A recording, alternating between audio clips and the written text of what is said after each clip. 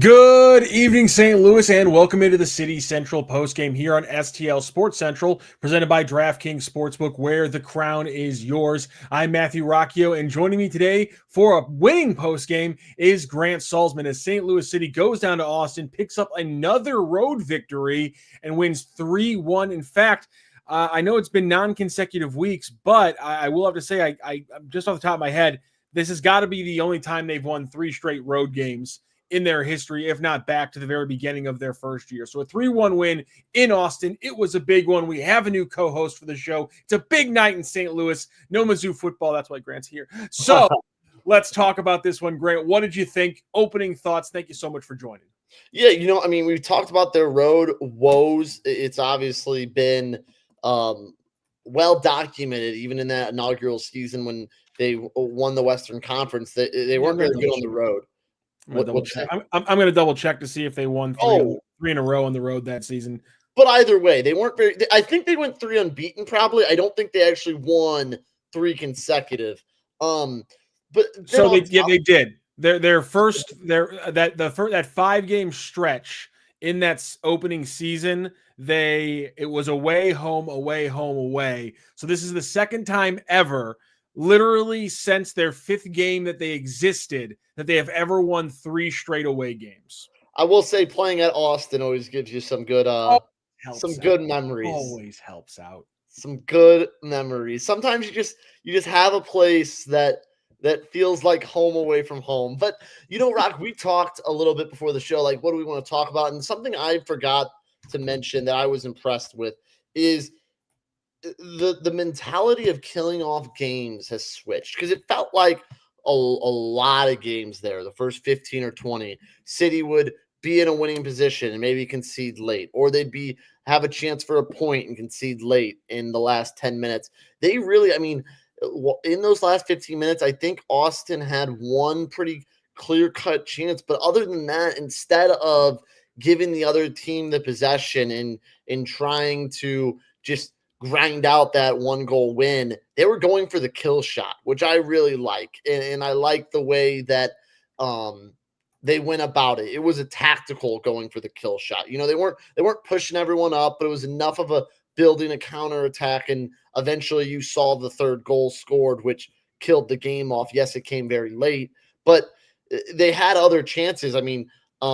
I think it was McSorley almost scored in about the 85th minute that would have killed it off as well. So building those chances, I think, is a really good way of, if you're looking towards next season, of maybe they'll be a little bit better in the last 15 minutes in games that they're leading or trying to get something out of. In addition to our friends at DraftKings, this CITY Central postgame is also brought to you by our business banking partners at Home Bank. From business banking lending to everyday banking, Home Bank has been with us since day one as a trusted partner here at STL Sports Central. Business isn't just about numbers, it's about relationships. And with Home Bank, those relationships make all the difference. Home Bank is the team behind our team at STL Sports Central. Visit myhomebank.bank. That's myhomebank.bank, or call 855-577-2001, 855-577-2001. Home Bank, member FDIC, more than a bank, they're your business partner. We'll get to our Home Bank player of the game a little bit later on as well. It's pretty easy to guess who it's going to be, so we're not going to wait that long, but we'll try to build up a little suspense until that moment. To your point, on Austin FC, they had 2 shots on target. Those shots were the goal that came in the 36th minute on the header in the corner, and then in the 83rd minute. So to your point, those were the only chances they had, really dangerous chances they had in this game. We got a chat here, and if you're in the YouTube chat right now and you're watching, jump into the chat. Any comments, questions, anything you want to talk about. If you want to talk about 2026, because this is the second to last game of a lost season, let's talk about 2026. We're going to do a little bit of that. But eggplant emoji says another 90-minute performance. It's a shame it comes so late in the season, but hopefully they can build off this for 2026. That was another thing you wanted to talk about, Grant. Kind of 4 out of 5 games, 3 out of 4. We'll take away the LAFC game because it's the LAFC game, and we'll talk about the other 4 out of 5 games. With the 2 road wins against Montreal and the Earthquakes. Again, caveating that it is Montreal and the Earthquakes. The draw against FC Dallas. Obviously, you're getting cooked by the best team you faced, but you're beating the bad teams. You're running with the playoff teams. You're beating a playoff team in Austin FC for the most part. So your thoughts on these last kind of 5 weeks for St. Louis City and seeing a little bit of hope, cohesiveness? What do you want to call it? Yeah, it just looks like a team that's put together again, because I think that we've always known they have the talent. It's just been about cohesiveness, I think, is the best way to really put it, honestly. And it'll be really interesting with what David Critchley has done with this job, what comes for him in the offseason, because I don't know, and maybe you'll know the exact point totals since he took over. I do think that the summer months were obviously rough. July was very not great. Well, I mean, the point totals changed a lot. It's he's picked up not 10 points in these 5 games that we're talking about. Yeah. Prior to that, he had picked up 10 points going back to he had picked up 10. Oh, wow. Okay. You know what? This is actually a perfect number. Going back to when he took over, he had 10 points between May 31st and the end of August. So that's all of June, July, and August, and then 1 day of May. So we'll call it 3 whole months where he gets 10 points, and that's across. Let me like eyeball it really quickly. That's across 8, 10, 13 matches. So 10 points from 13 matches, and now 10 points from 5 matches. So it kind of shows you. Go ahead. No, I'm sorry. I didn't mean to cut you off. No, you're good. You're good. There's two. You look at it 2 ways. One way, okay, he's been really good in his last 5 matches. You know, of course, with the new coach, you're going to get the new manager bump, but then he's got to get a little time to implement things. So maybe we should take his recent results and run with them for next season. But then on the other hand, it's, is he really the guy? Like, have they really done that much in 23 games? Again, it was 10 points in 13, 14 games. Like, that is, if you're really going to go big picture, yes, he's managing for a potential job, but B, should it really be his with the struggles that we've seen? Yeah, there's a lot of people asking that question. I think the question's kind of impossible to answer right now just because okay, so did I miss the Nashville? No. Because there's no sporting director, and the sporting director is going to want to hire his coach. And so what is he going to think of David Critchley? We have no way of knowing that. I'll be curious. You see a lot around soccer where you have that guy that is the young guy that is the designated caretaker manager when someone gets fired. You know, you think of like Ryan Mason has coached Tottenham 3 different times and then has stayed with Tottenham before he left for a head coaching job. Like, it's not uncommon. Like, I don't think that it needs to be, if Critchley doesn't get the head coaching job, he needs to leave City. Like, I would love if he's back as a head assistant next season or goes back to his original post. Like, I don't want it to be, I just hope that it doesn't mean him leaving, because he's young and I don't think he's quite ready to be a full-time MLS coach. But I also don't think that means he needs to be gone from the whole program as well.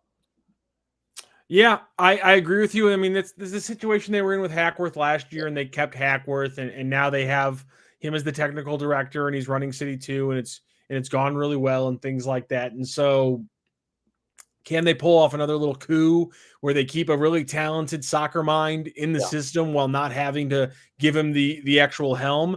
I think it's definitely possible. Let's do something here, Grant. Let's look at some of these stats from tonight's game provided by MLS. Just some numbers we want to look at here because, to your point, 2 shots on goal. This is one of the big ones we want to look at here. 2 shots on goal for Austin FC. Again, your point, Grant, it was the goal in the 36th minute and then 1 play late in the game there. And then 8 for St. Louis City. They were constantly pressing here. Let's ignore possession because it's stupid and I don't really care about it. Really, everything else, I mean, it just – and I know Austin's has been a very bad franchise, but they've turned things around. St. Louis City SC stopped them from being in the playoffs tonight, but they are going to be a playoff team, you know, almost bar crazy stuff happening. So you did handle a playoff team 2.4 expected goals to 1.4. Obviously, you put their goalkeeper constantly in moments where he had to make saves. A lot more shots on target, just a lot more shots overall. I mean, everything you're seeing from St. Louis City. They played a great game today against a bottom half of the playoffs team, which is, that's not the level you want to be in. That's not the level St. Louis City needs to be at, but that's improvement from the middle of the season, especially from the beginning of the season. Is that enough to say David Critchley's the guy? Again, this all has to come after the sporting director hire, and who the sporting director hire will then be a domino effect. But I think as we expand this question to kind of next season, because again, penultimate game of a lost season, the way that Klaus and Hartel have played the last 5 weeks, it was a very small question for some people, and for a lot of people it wasn't a question. But even for those people who it was a question, it's not a question anymore. Hartel's a designated player. He proved it again tonight. You can buy down Klaus to a TAM level player next year. And then there's plenty of money in the coffers to move forward. So everyone knows they need to spend more. Everyone knows they need to buy in more talent. So with what we know right now, which is the players that are currently in City jerseys, who do you want to see in a City jersey next year, Grant Salsman? This feels like that question. You misspelled your own name. Wow, I did. Solomon. Salsalaman. That's impressive. I'm gonna fix that. I'm gonna fix that for you while you. I'm gonna fix that for you while you give me your take. Yeah, nope. We got worse. It went even worse. Somehow it's still wrong. How is it still wrong? You trying to fix it? No, I don't know what you're talking about. There we go. Oh, there it is. Typo. I know how to spell my name. Don't worry. Players you want to see next year. This feels like that question that I've been asked countless times about the Cardinals. Because on one hand, it's like, well, you could see this guy, you could see this guy, but really, Rock, Bayou Fall, Marcel Hartel, Celio Pompey. Okay. He's here. I mean, like, obviously Mekhi Joyner, but that's like, I don't think out of like people that started today that I'm 100% sure should be brought back. Maybe those three. I maybe would add Henry Kessler, but I don't know. Like, obviously Roman Berkey, but I don't think it's 100% sure that he's coming back next year. And I'm almost okay with dropping some of the funds in goalie and bringing in a serviceable goalie and putting a designated player elsewhere. Like, that's honestly my stance on it. I think spending that much money on goalie is a little silly, but I don't know. Am I missing anybody that your jaw's on the floor about? Well, let's take a little look here. This is the the roster profile that City has right now. Mm-hmm. So look at contract through. We did this in the last post game, but I mean, again, season's over. We got to look towards next year. Where's Berkey? So look at contract through here. This is the important thing to look at is contract through for all these guys, and then obviously you can see what year they fall under. So Roman Berkey, obviously he's up. You got to sign him. They got the money to do that. No doubt about it. You think they will, though? Absolutely. I think they're in the running. He's talking to a lot of different people, and they are certainly in the running to be part of it. Here's what stinks. Let me pull something here in a second. What stinks is if Klaus doesn't re-sign and Berkey re-sign, you get no fee for him. That is letting both those guys walk on a free would be terrible. Well, Klaus, you have control of. So Klaus, as you can see there with Klaus, he has an option year next year. So you pick up Klaus's option, and because as soon as you pick up the option, the transfer fee doesn't matter anymore, which was $3.2 million, which is why he had to be a designated player through this season. As soon as you pick up Klaus's option, you can buy Klaus down to a TAM level player. But I'm almost okay, Rock, is if you pick up the option, then you sell them. If you don't think João Klaus needs to be a part of this, I'm still fine with picking up the option and selling them for $2-3 million. Somewhat cheap and still making. João Klaus should be a part of this, though, especially, excuse me. João Klaus should be a part of this, especially if he can be a TAM level player. And Okay. he can be once you sign him like that. And so Then I'm okay with it. That one, the Klaus and the Hartel stuff, I think is pretty well sealed. And I don't know how people are asking the questions about it anymore. Hartel's going to be one of your designated players. Klaus will be bought down to a TAM level player down around here. And for a lot of people asking about how that's going to happen, so this came out earlier today. This was really great work, and I want to make sure I credit correctly. This is from Arman Kafai, his Substack, which is called Football Analytic Musings. He threw this up today, and let me reportion the screen here so that everyone can read this. Oh, we don't want to just look at Grant. No, not just Grant. No, that's not fun. Anyhow, he's talking about the St. Louis City job and why somebody would want to take it. So purely from a GAM perspective, St. Louis's job has to be one that is at least interesting in some capacity. They recorded the fourth most GAM to carry over in 2026 at $2.43 million. STL also has $600,000 in 2026 GAM coming as a result of the Indiana Vasilev deal. That brings their total to work with at $14.8 million, and they can choose to go to the 2.4, which they're already using in the designated player model, that can rise to $16.8 million, amongst the highest in the MLS. How that math works out, and by the way, this was pointed out to me by my good friend on Twitter, Jeremy Clements, who pointed this out. And so a big chunk of that is the cap. So I don't really think we need to worry about necessarily the cap, because it doesn't come into play that often. In some of these discussions, usually it can hold you back some, but it's not Miami. So the caps, they're not, it's not movable money. It is what it is. But you have it, and it's a real thing. But the big thing you want to look at is the other five numbers that Jeremy put together that are great. The GAM that you get next year, which is 3.2, it was 2.9 million this year. It goes up, it gets to 3.2. I think City also is getting a little bit more because they're in one of the tournaments. 2026 target allocated money that was announced last year. It's 2.125 million. This is the rollover that he mentioned, that Armand mentioned in his article, the Vasilev trade, and then they're already using the 2DP 4U22 model, which gives them $2 million more in GAM.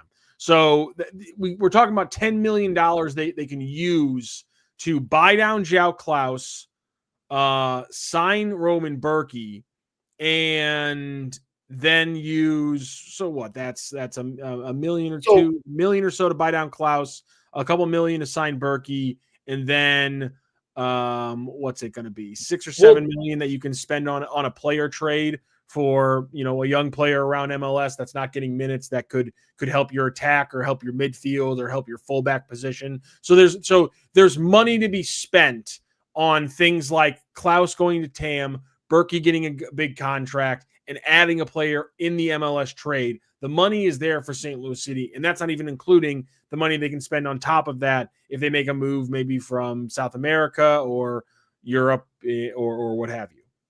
So would Berkey resign as a TAM player? That would be the idea, is that Berkey would resign as a TAM player, or technically, I guess, because you don't have to deal with the transfer fee with Berkey, and so just like last year, or just like this past year, they were able to buy him down to a TAM after he only had a year or so left on the deal. So I don't think it'll have to be big enough to be a designated player. I think they'll be able to get it under a TAM. And then obviously that'll give them a lot more flexibility going into the future. So do you think they'll sign a designated player then? So we've talked about this a lot. And I wonder if Abo is in the chat. He's not yet. What chat did you put up that I missed? Did I miss one? Oh, Eggplant was talking about getting God bless it. Damn it. Anyhow, let's hit one of the other chats, because I like when the chats get involved here. We'll get back to the roster stuff. Colin, not a big fan of Durkin, but he was good tonight. Compliment to him and Morales that no one really spoke about missing Leuven. Yeah, Morales, having some really good passing moments really helps you not miss Leuven.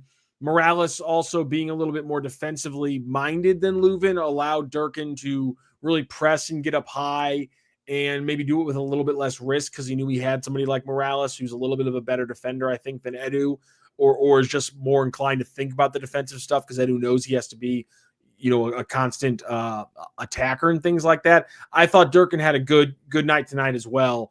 Did he jump out to you at all, Grant?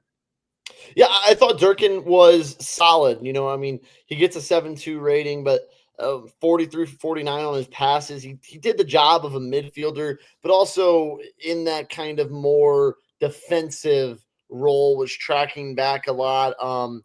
I thought it really helped out that back four of having Durkin kind of back there, just a steady presence in the back is what I was happy about with him. Now, Rock, I feel like we got a little off track from our original question that you asked of me, and we got into the roster. But what about you? What are your 100% without a doubt they are back next season, or you would have them back next season?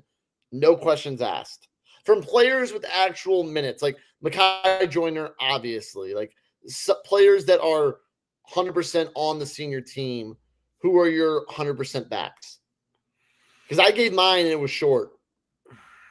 So I said Hartel. I say Klaus. I'll use okay. And so,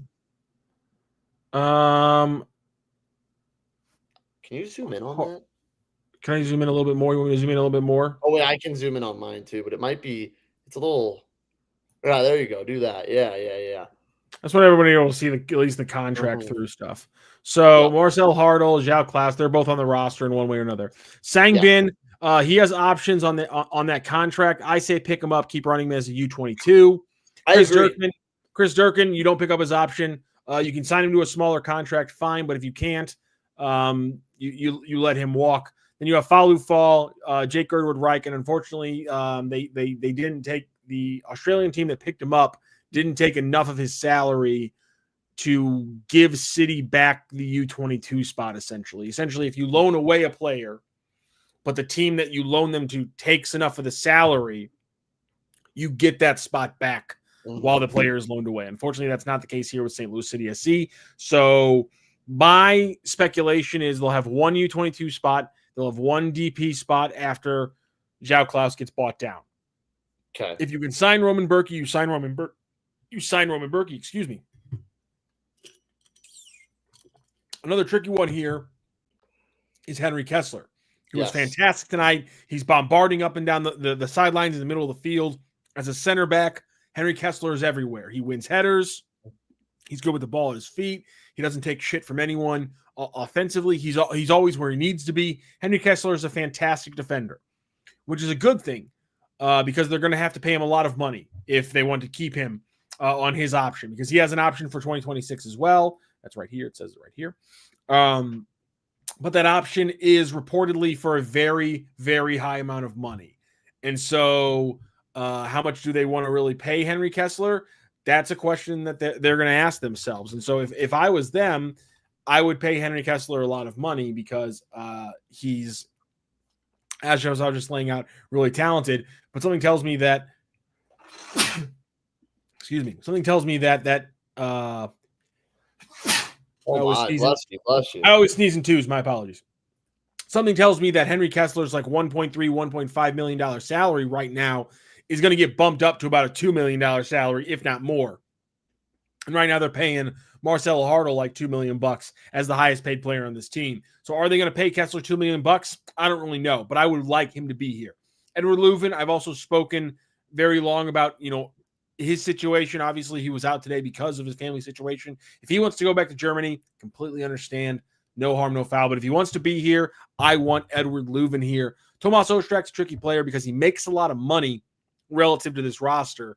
If you can, I say run with him.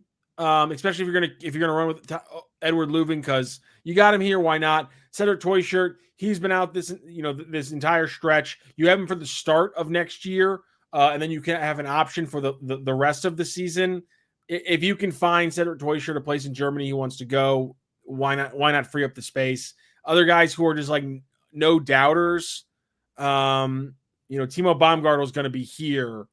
Simon Bescher's cheap. He's going to be here. He runs at the end. I mean, there's nothing wrong there. Kyle Hebert gives you a lot of options.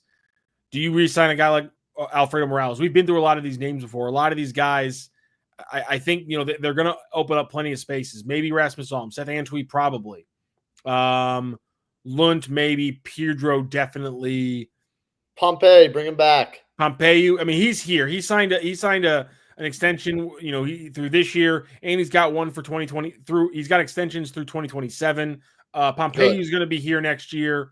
Totland, we saw him finally play tonight after being out for it seemed like 2-3 months almost. Conrad Vollen was at that right back spot. Devin Padelford was at that left back spot. Thomas Totland was back tonight. I thought he had a solid game. It's been a while, but I think he's another guy that I say, why not roll with it? You don't have a lot of depth at the fullback spots. Thomas Totland, I think, is going to be an important player next year. Rock, this one from Eggplant Emoji. Will they run it back with only Klaus and Betcher as the only strikers for 2026? This is on my mind because we have seen John Klaus is great. I'm not arguing that, but we have seen sometimes the well dries up or he's been in the little injury issues.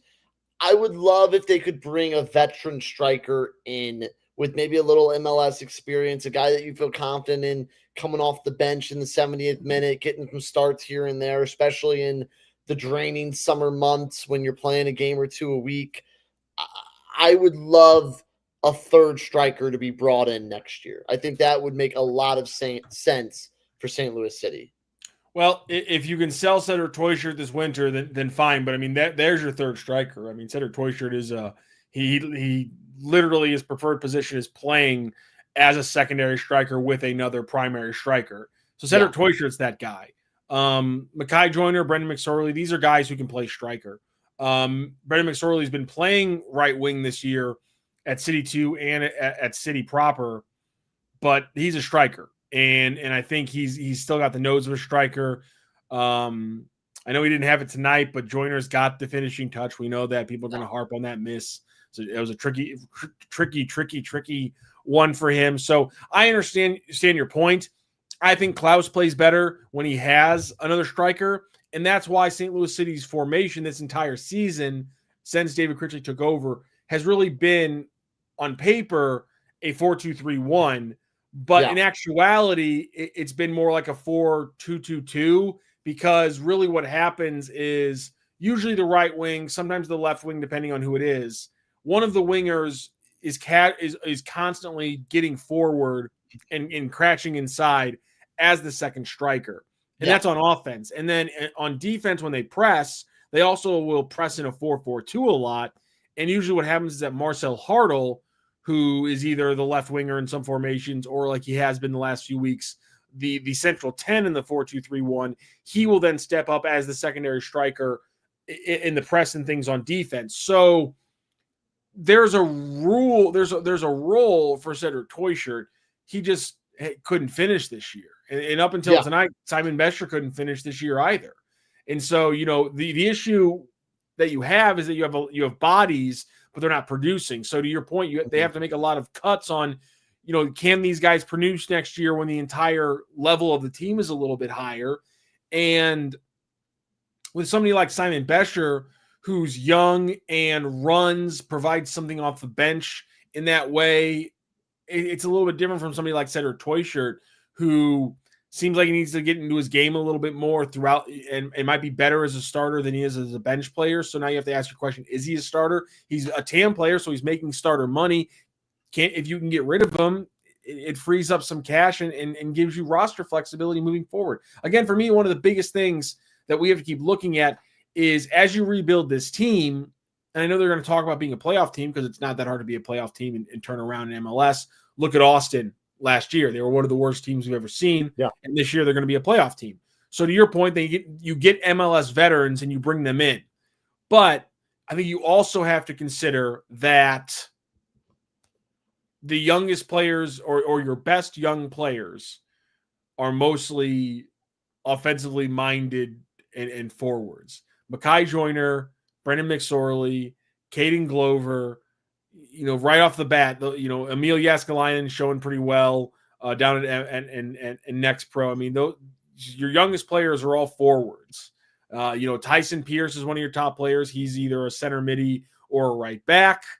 Who else you got? You got Joey Zielinski, who's a little bit older. He's a right back. So, I mean, you don't have a ton of center backs or center middies that we're really fawning over. Got a lot of forwards, though. So, like, I don't want to hold back the ability of some of these young players with high potential to get minutes by spending all of that money on like a DP6 or a big name or a DP9 or a big name winger. I would love to see, to your point, MLS experience is the big thing that I've been beating the drum on. This is a team that's been injured and has been bad handling the rigor and the travel of an MLS schedule. So go out and sign a bunch of guys who have been dealing with it for a couple of years, and maybe we solve at least that problem.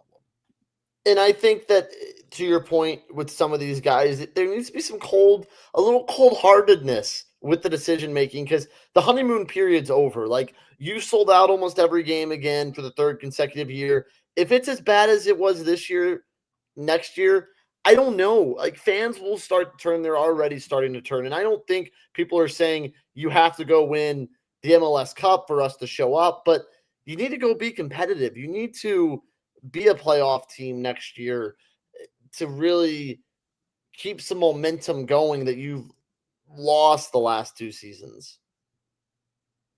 Yeah, I think you're right about that one. Eggplant emoji jumps in. If they insist on going with a high press in 2026, will that make finding said striker more difficult? They probably won't go with a high press. I think Diego Gigliani says they're going to keep their mentality. They want a St. Louis mentality, hard work, and things like that. I think you really got to commit to a high press, and only the craziest, mostly Germans, are willing to do that. And unless they get some very specific signings, SD wise and coach wise, they'll pull back to maybe like a mid block press like we've seen this season for the most part. And that's okay. Klaus is still very effective in that kind of game. And to your point, you don't have to worry about finding another striker who will press in the same manner he does. Yeah, I agree with that. And I think the high press, it's more of, I think, what we want to see with this St. Louis City, the St. Louis style is a calculated press.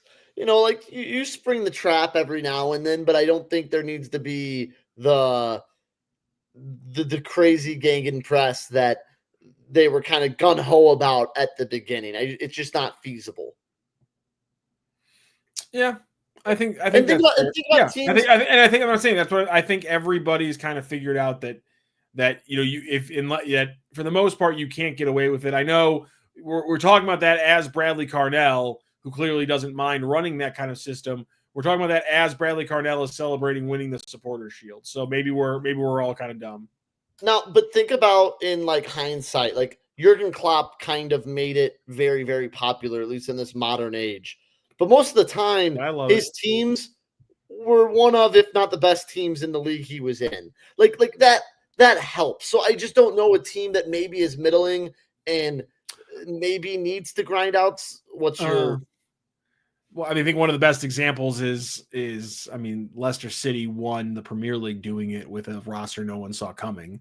No, I agree with that, but I think theirs was a little different than. Was a little different, but I mean, they didn't play full on gegenpressing, but we're talking about a team that used a midfield that always collected the ball and then was constantly pressing high and winning on the press, like with a crazy nuts ass 9 who would run all over the field, and they're missing the speedy wingers that they had, but the mentality of win the ball in the midfield, create chaos up high and on the wings, like that there has been examples, and twice it worked for St. Louis City, of teams using pressure and just running to win games when they don't have the talent. But if teams figure you out and you're not able to play that way consistently at the highest level and the highest octane, and if you do it, and if you, because you can't get the speed on the wings in the attack, you have to supplement it by using your fullbacks. You expose yourself on the back end even more so than naturally, and then you lead to what we've had with St. Louis City the last 3 years, for the most part. Well, but I'll say this to your point is Leicester in Liverpool's and the teams we've seen, they'll give up goals. They'll expose the fullbacks and they'll give up goals, but they're good enough offensively. We'll win 5-3. We'll win 4-2. The last 2 years, City has done that. They've been, we'll score goals and they haven't. So that's the issue with it is, oh, we're going to give up goals. We'll score some. That's why we have the really good goalie. Like, I think that was the mindset of, we're going to give up a lot of chances. We're going to score a lot of goals. But when we have Roman Berkey, we're going to shut down a lot of them that maybe would go in, just that the goals haven't come. So I think that's why the mentality changes inevitably had to happen. But I think that we talked about this last time I was on, like the St. Louis style, just win. I don't think people really care that much. If you win every game 1-0 and you win the MLS Cup, are people really going to be like, man, but you played so boring. Oh, if only you would have just lost 4-3, it would have been so much more fun. If you win the MLS Cup, but I mean, if they open up the season and they're playing horribly boring and they're a solid 7 seed, then what do you do? Yes, but you know what I'm saying is, like, at the end of the day, whatever strategy gives you the best for your team and winning, that's what I want. You're right, but I'm going to ignore the logic on this one and say play exciting soccer because that's what I want to watch. Speaking of exciting soccer, we saw plenty of that tonight, and that brings us to our money moment of the game, brought to you by Home Bank, the team behind our team here at STL Sports Central. Visit myhomebank.bank or call 855-577-2001. Pretty easy pick here for our money moment of the game, Grant. We're going to go in the 45th minute. The ball, it's up high, falls down to the feet of a couple STL City players, couple quick pings around the box, and then Marcel Hartel steps in for his second beautiful goal of the night, falls to his feet, gets it just on the outside of his feet, and just kind of collects it and is able to bang it in for his second goal of the night. That would eventually lead to a 3-1 win, and that's why we're here talking about St. Louis City pulling down a victory. To your point, though, the offense needs to be much better, and that's the funny part about St. Louis City this year is that they needed to fix the defense at the end of last year, so they bring in Olaf Melberg. They tell him to fix the defense, but he fixes the defense because the offense is so bad that he can't really do anything else. And then the offense is so bad that when they fire him, they tell David Critchley fix the offense. And then the defense has been kind of problematic, and the balance just hasn't been there.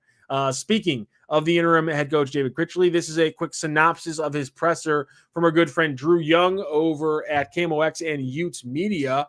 So a couple of quick notes here from David Critchley. Efficient in how they attacked, brought in fully defensively. He also made a point of how they've learned how to train Monday through Friday and kind of bring that same mentality that they bring to any game to these away games. Of course, they've winning 3 away games for the second time in St. Louis City SC history, the first time being the first 3 away games they ever played in St. Louis City SC history. One of those a win over Austin FC, but this one a much better Austin FC. Marcel Hartel continues to grow. You can see the efficiency in striking, no doubt about that. He has been incredible this year. To your point, Grant Salsman points to you there. Complete performance from us outside the set piece goal. That was a little bit of an issue, but there's things you can work around there. Makes a point about Sang Bin.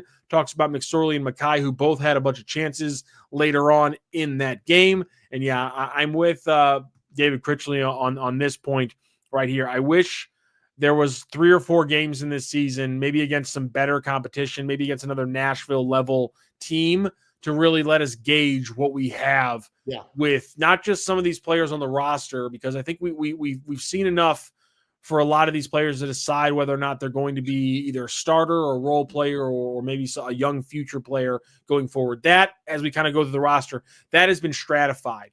But getting maybe 1 or 2 more games to see, can David Critchley take down a top 4 playoff team in MLS, even with this roster? I would just like to see that, to that point, getting to see fall, because I was just talking about Kessler's contract. Is Kessler, seeing him and seeing how good he is man, that's an important thing to see when you talk about that contract. It's important to see him work with Fa'aleu Fall. It's important at the same time to see the last couple of games with Timo Baumgartel, because when we were looking at the breakdown, Timo Baumgartel's locked in for another 2 years with St. Louis City SC. So is that your center back pairing of the future? Is that good enough going forward? I think that, there's a lot of questions that we could answer with 3 or 4 more games. So I'm with Critchley on a lot of those points, but definitely that last one about how I wish there was just a couple more games left in this season. Yeah, and I think the big one with a couple more games left, it would give you more time to assess David Critchley. Yep, I think that is kind of the underlying thing here is, man, it would be great to just see him have a couple more games and a few more chances. I will be interested, big offseason for Fayu Fall. I'll be interested to see if he gets that call up to the Senegalese national team and maybe breaks through for AFCON. You got any info on the Senegalese national team for me, Grant? I don't. I mean, okay. I think they could use another center back. All right. I think you could see him on that AFCON roster. I really do. You know what? They need to do me a favor here. Do me a favor. Play him at defensive midfield. Let him say, "Hey, follow. Cut out a pass here and there. We just want you to be a passer. We just want you to be a deep lying playmaker and see what he can do. I just want to see what happens if Falu Fall is played as a deep lying playmaker in the midfield. Take away the worry about being the last line of defense and let him mess around and have some fun. Speaking of messing around and have a little fun, how about December 1st, ladies and gentlemen? It's coming up. Oh. We cannot wait. Get ready, Missouri. The wait is almost over. Just a little bit more. DraftKings Sportsbook, America's top-rated sportsbook app, the app that makes Grant make noises like he just did, is coming soon to the Show Me State. That's and by the way, Bernie Miklasz, he's coined this, and I hope the parent company steals it from us. December 1st is when it becomes the Show Me the Money State. You can sign up today with our friends at DraftKings Sportsbook. Even though it doesn't open until December 1st, sign up today. New Missouri customers can get $300 in bonus bets when DraftKings launches on December 1st. Download now and place a $5 bet when they go live. DraftKings Sportsbook brings you everything you need to elevate your game day, including live in-game betting, lightning fast payouts, and endless ways to get in on the action. Again, an app that'll make a grown man make a noise like Grant just did. All right from your phone. And when we officially go live in Missouri, you'll be betting with the Sportsbook app trusted by millions, safe, secure, and has fast money withdrawals. Just download the DraftKings Sportsbook app now and use code STL Sports right there on your screen to grab $300 in bonus bets with just a $5 bet when DraftKings Sportsbook app goes live on December 1st. That's code STL Sports right there on your screen in partnership with DraftKings Sportsbook. Gambling problem? Call 1-800-GAMBLER 21+. Physically present in Missouri. Eligibility restrictions apply. Bonus bets expire 7 days after issuance. Exclude customers who redeem pre-launch sign-up offer. Terms at sportsbook.draftkings.com/promos. You were just talking about it, Grant, but I want to reiterate your point. What is the line where you stop caring about the style of soccer? And let's extrapolate this. Style of soccer, style of basketball, style of football. Where's the line that you say you can play ugly as long as you win enough to be this kind of team? Is it championship contention level? Is it playoff level? And obviously that moves depending on what sport we're talking about. But where is your line as a fan of these sports where you say play as ugly as you want, muck it up? I just care about W's and L's at the end of the day. Screw process. Just give me results. Where's the line? Rock, do you know who my favorite football team is? It's the Pittsburgh Steelers. This is a bad question. It's a bad question. I will say this. Never mind. I think that if it's frustrating when you're a fan of a team, and yes, maybe they're mucking it up and they're getting a dub, and it's like, man, if we just spent a little bit on this one piece, look how much better we could be if we sign that quarterback. Definitely sounds like a Steelers fan. If we sign that point guard, if we got that winger, we could just unlock a little bit more offensively. I think that's where it's at. But if you're a team's competing, if they're making playoffs and they're winning playoff games and they're making runs and they're playing just the ugliest style, they're mucking it up, but they're winning games, it does not matter. Because at the end of the day, in soccer, you know what feels a 2-1 W feels just as good as a 6-5. It's the exact same thing. It does not at all. I But disagree. in the certain situations, it does. Like it's worth the same amount. There's no difference. Like that's the thing is like if City is able to turn into a contender, they're gonna have to be rock solid at the back first. That's where it's gonna have to start, and then you get the offense. I think that playing ugly sometimes can get you into contention in soccer, but I don't think playing ugly is how you win championships. I think playing ugly, especially offensively, it's not going to work. You can't just no. muck it. You can't just muck it up. I mean, who are right now, if you look at the global level, Not in this league. Well, I think it's more about this league. It's an offensive league, and I think exactly. I think that's an important thing to look at as well, though. I think mucking it up can get you into the playoffs and maybe win you a series or a game or two, but I don't think mucking it up can get you far enough to where you need to be. So especially sorry, in a league where it's so many games in such a short amount of time that is high pace and needs goals. And in certain leagues you can sit at the back, you're playing once a week, it's not a big deal. But in this league, you got to find a way to score goals. Okay, so looking again at the roster for next year, again, they open up a DB spot, they open up a U22 spot, and they got a lot of GAM and TAM to spend. So let's say they add a DP, let's say they add a U22, and let's say they add a TAM player. That's been the conversation that we've been revolving around for the last 2 weeks. I don't think it's pie in the sky. I think it's exactly in line with realism about the money that they could spend. So let's say they get Berkey as a TAM player, and they also get to add a designated player, a U22, and a TAM. For you, Grant Salsman, what positions do you want to see pop up on your notifications throughout this winter when you see St. Louis City, flash up that screen on the app where it's dark and they got the 2 fire things ready to go off down in the stadium? What positions do you want to see next to those, delineations on this roster? So if I get 3 positions, you get 3 positions. I would go. I mean, it sounds like I'm just throwing one of each, but I think that the needs are probably a center back that can maybe pop out to a fullback position or vice versa. You want another center back? Oh, okay. I just think or maybe are you assuming the Kessler option's too big and he walks? Yes, that is my assumption. That's fair. Or I think maybe more realistically, a fullback that you have the confidence in a pinch or in a rotated type of game to fill in at center back. A ball player, someone that can pass, like you say. I think another midfielder isn't crazy because I don't think you're holding on to all these midfielders, especially if you lose Morales. Just a guy that you feel confident in really throwing him in any spot. If you tell him, hey, you're holding mid. If you want him, they can keep him. He should be fine. Just somebody that you can. But if you lose Vollum, you lose a guy who could potentially be either a fullback or your center midi. So to your point, both those spots are opened up if they don't keep Vollum. And the Vollum transfer is going to cost them around $3.5 million, and that's going to be extra on top of the GAM the GAM or CAM total or TAM total that they have, because that's with a team in Czechia, Prague. Prague is in Austria.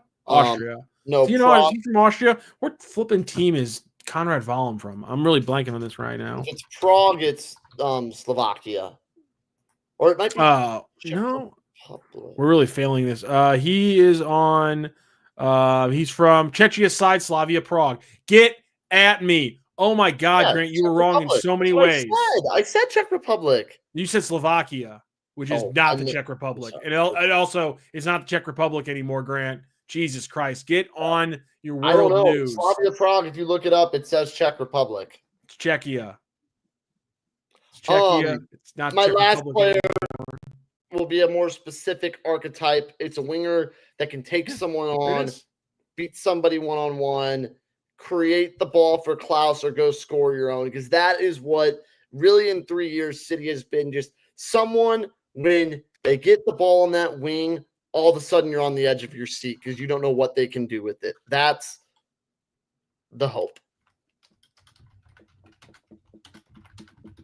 Sorry, I'm making a little, because this has kind of been my point for the last couple shows here, which is if they make 3 signings, to your point, Grant, it's a fullback, it's a 6, and it's a winger. And I don't know how And again, you can be pissed about which level, and you can say I want to tam the 6, I want a DP winger, and I want someone fast. You want some speed? I need speed. Every American's such a pace whore. It's ridiculous. Yeah. I get it. But like we've seen players with speed, speed's only good if it's actually useful. Hey, you know what? I don't care if the person's Kenny Wu out here. Speed kills. Yeah, if you also have the scoring touch of Denny Bouanga, speed kills. But if you don't have the scoring touch of Denny Bouanga, then speed looks a lot like Simon Bescher. Yeah, but a cool guy, like a cool winger that he's cool with his feet, he's fast. That's what I want. As soon as we get to Grant wants to see somebody cool and we lose any semblance of objectivity or facts or real analysis, it's time to end the show. This has been the City Central Postgame. Again, check out our friends at Homebank at myhomebank.bank, or again, give them a call at 855-577-2001. Also, again, this podcast, like all of our podcasts, sponsored by our good friends at DraftKings Sportsbook, where the crown is yours. Check them out. Download that app and get ready for December 1st, because that's when the party starts in the state of Missouri. St. Louis City partying up in Texas right now. Their third straight away win, this time a 3-1 win over Austin FC, where they stopped them from clinching their playoff spot. Marcel Hartel with 2 goals to give them a 2-1 lead, and then Simon Bescher with a little chip to give him the 3rd goal and put the nail in the coffin. That's Grant Salsman. I'm Matthew Rocchio. Again, this has been the City Central Postgame on STL Sports Central. Do us a favor. Hit the like, share, and subscribe button. Hit that bell button so you always know when we are going live. Check us out for all the post games. Whenever St. Louis is playing, we'll be going live right here on the STL Sports Central YouTube page. Have a great night, St. Louis.